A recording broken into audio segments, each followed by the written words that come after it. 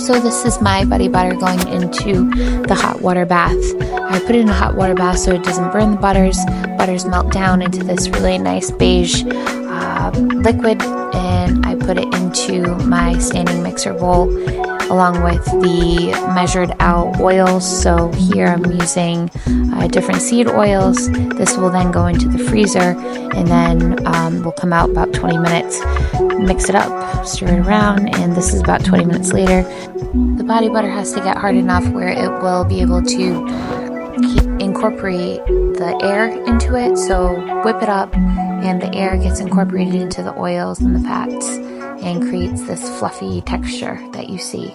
If it's not hard enough, it won't whip up the way this is. So, and the last step here is adding the scent. So this is the final product.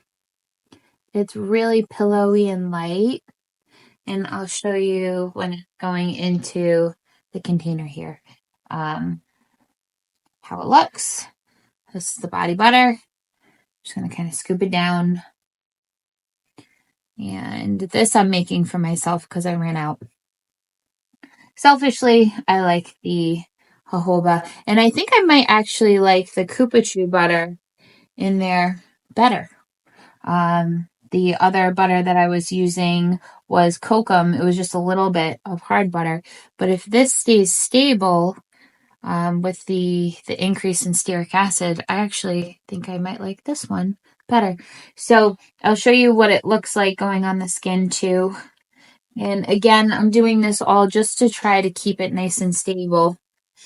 Figure out a way so it doesn't melt during the summertime so I can hopefully sell it. And then my next experiment, we'll see what melting point this actually has. But yeah, that's a good amount of body butter right there. And let me show you what it looks like on my skin.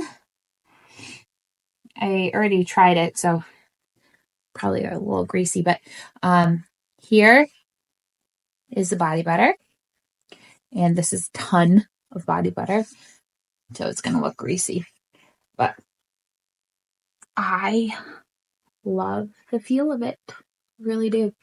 That was a lot of body butter. You're not supposed to use that much. And remember, body butter is oil and butters, usually, if it's purely anhydrous. So this is going to feel very different than your body butter that would be just water-based and then is only 20% oil. So a lot of people are like, oh, this body butter is so greasy. But actually, it's supposed to be a little greasy. It's supposed to be thicker. It's supposed to be richer. And it's good for dry skin because of that. Especially during the winter months. It's good for dry skin. It'll repair your skin.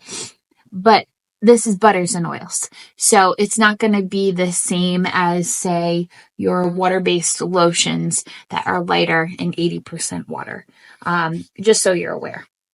The good part is I use a preservative. I use Phytocide elderberry just because you're reaching in with wet hands after a shower or something, and anything that has water in it is prone to microbial contamination. So growing of bacteria, yeast, mold, you don't want that stuff on your body and in your body butter.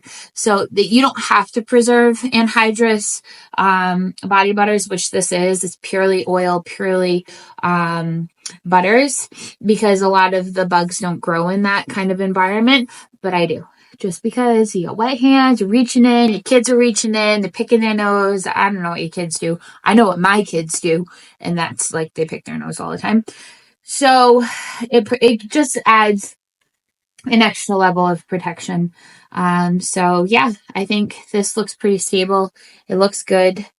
Just focusing on that. And didn't really take long at all to make. So I'm liking it. I'm going to use this tonight.